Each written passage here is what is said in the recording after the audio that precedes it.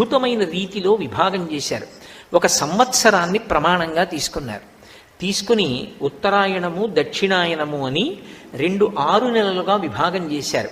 ఇందులో దక్షిణాయనమంతా ఉపాసన కాలం, అంటే ఇప్పుడు ప్రారంభమైందే ఇదంతా ఉపాసన. ఉపాసన అంటే ఆసన అంటే కూర్చొనుట, అంటే దగ్గరగా భగవంతుడి గురించి ఎక్కువగా ఆలోచించి పుణ్యకర్మలు చెయ్యడానికి యోగ్యమైనటువంటి కాలమేదో దానికి దక్షిణాయనమని పిలుస్తారు.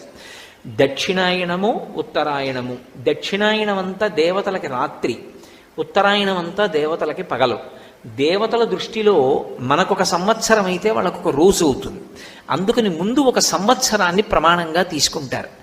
సంవత్సరం ఉత్తరాయణం దక్షిణాయనంగా విడిపోతుంది. మళ్ళీ ఈ దక్షిణాయనం ఉత్తరాయణం 12 నెలలుగా విడుతుంది. మళ్ళీ నెల ఒక ప్రమాణం.